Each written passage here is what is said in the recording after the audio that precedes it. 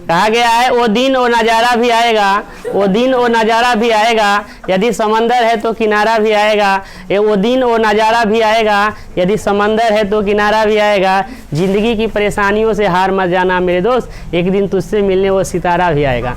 नमस्कार दोस्तों, मैं राजा सर और देख रहे हैं आप क्लास 10 NCERT मैथ प्रश्नावली 5.3 का यह AP का सवाल है। यह AP का सवाल है, AP अर्थमेटिक प्रोग्रेशन, जिसको आप समांतर श्रेणी कहते हैं। इस सवाल को देखिए बनाते हैं, यह तीसरा नंबर का सवाल है, तीसरा के चौथा नंबर का सवाल है। अब देखिए क्या दिया हुआ है, इस बात को ध्यान से देखिए, इस बात को थोड़ा ध्यान से देखिए। दिया हुआ है कि A3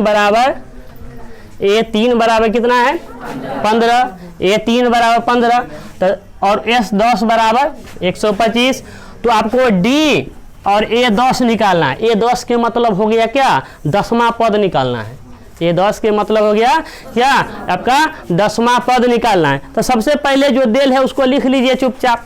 तो देखिए दिया है कि A3 बराबर 15, थोड़ा ध्यान से देखिएगा, सवाल थोड़ा सा है ना, बहुत टॉप सवाल है ना। A3 बराबर 15 तो इसका मतलब कह रहा है कि तीसरा पद 15 है।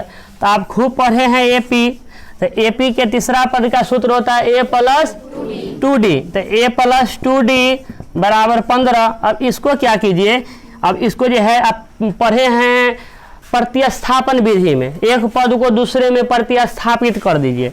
तो अब क्या कीजिए, ये 2D को इधर भेज दीजिए। तो इसलिए आपका हो जाएगा A बराबर 15 - 2D। इसको समीकरण 1 कर लीजिए, ठीक।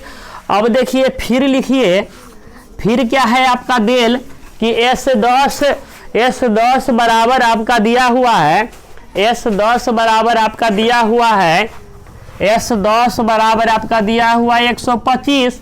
तो S10 के मतलब ही S10 जो लिखल है 10, इसका मतलब हो गया N लिखल है। आपको हेराने के लिए दिया है कि आप हेरा जाइएगा सवाल में, ठीक है, लेकिन आप उतना होशियार है ना हेराइएगा। ये N है लिखल कौन चीज 10 है ना, N लिखल कौन चीज है 10। तो अब देखिए SN का जो सूत्र होता है N/2, SN का जो सूत्र होता है, देखिए SN का जो सूत्र होता है N/2 × 2A + N - 1 × D। इसी सूत्र पर इसको जो है ना माइनस करते हैं, ठीक है। तो देखिए S तो S हो गया, N कितना है 10 है, तो 10 है। अब देखिए यहाँ N/2 यह मान यहाँ चल गया है रे, है, तो यही मान को वहाँ भेज दीजिए 10/2। अब देखिए क्या लिखल है 2A, तो रहने दीजिए 2A ही लिखिए, प्लस अब लिखल है देखिए यही मान को फिर यहाँ घटा दिया है, तो यहाँ लिखिए 10 - 1 × D बराबर 125 हो गया। अब देखिए कटने वाला है 2 × 5 = 10, यह हो गया 5 × 2A प्लस ये देखिए 10 में से 1 गया है ना, 10 में से 1 गया, ठीक है। तो 10 में से 1 गया तो कितना बचा 9, 9 में D से गुना कीजिएगा, कितना हो जाएगा 9D बराबर 125। अब देखिए ये गुना में है तो इसको इधर भेज दीजिए, भागा में हो जाएगा। तो यह हो गया आपका 2A + 9D बराबर 125 है, गुना में तो भागा में दे दीजिए 5, तो 5 से भागा दीजिए, 5 दूनी 10, 12 में से 10 गया तो बच गया 2, और उधर से 5 उतर गया तो 25, तो कितना गया 25, कितना निकला 25। तो गया 2A +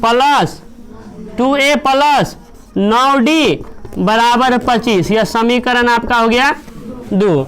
अब देखिए समीकरण 2 में क्या कीजिए, समीकरण 2 में आप कीजिए A का मान रखने पर, समीकरण 2 में A का मान रखने पर देखिए अब लिखते हैं, रखते हैं A का मान समीकरण 2 में रखने पर।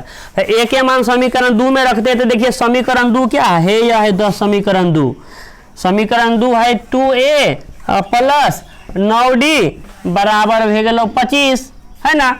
अब देखिए A के मान कितना है यह A के मान है 15 - 2D, तो इसको 2 को बाहर कर लीजिए, A के मान बैठा दीजिए, तो 15 - 2D + 9D बराबर हो गया आपका 25। और 2 से इसमें गुना कर लीजिए। तो 2 से जो गुना कर दीजिएगा 15 दूनी 30, 2 दूनी 4D प्लस 9D बराबर 25। अब ये 30 जो है इसको उधर भेज दीजिए।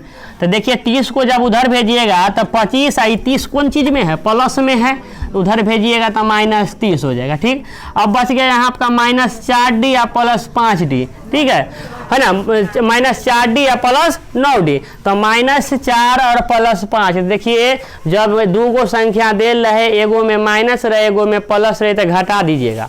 तो 9 में से 4 गया, 5 बच गया, 5। अब देखिए बड़का अंक में जो चिन्ह है ना वही चिन्ह लगा दीजिए, ज़्यादा दिमाग ना है लगावे। ठीक है, फिर से देख सवाल के।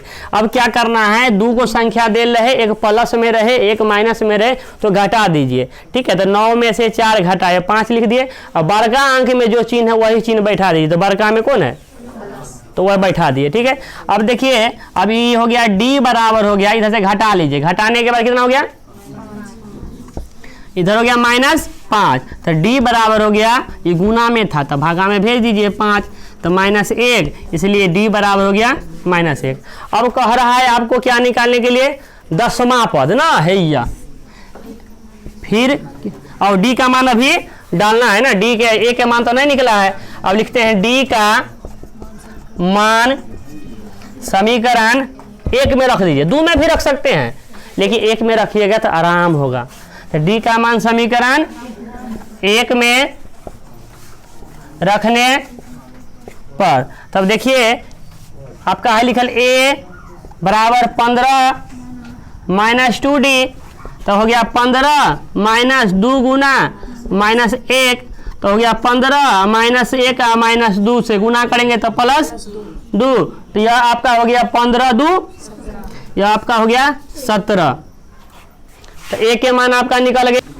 देखिए यहाँ पर हमको प्राप्त हुआ A बराबर 17 प्राप्त हो गया। अब हमको क्या करना है, हमको कह रहा है कि A10 यानी कि 10वां पद निकालना है। तो इसलिए A10 बराबर सूत्र हो गया आपका, A10 बराबर मतलब हो गया 10वां पद, AP के 10वां पद। तो AP के 10वां पद का सूत्र होता है A प्लस 9D। ठीक, A के मान बैठाइए, कितना है 17 9, और D के मान देखिए कितना है। देखिए यहाँ पर D के मान दिल है -1, और फिर एक बार और देख लीजिए A के मान देखिए यहाँ दिल है 17। तब देखिए 17 और 9 में 1 से गुना किए 9, तो 17 में से 9 चला गया तो बच गया 8। अब लिख लीजिए अतः यहाँ देखिए क्या निकालने के लिए कहा D। तो D बराबर हो गया आपको -1, और उसके बाद A10 का मान हो गया, A10 बराबर हो गया 8। इस तरह आपका यह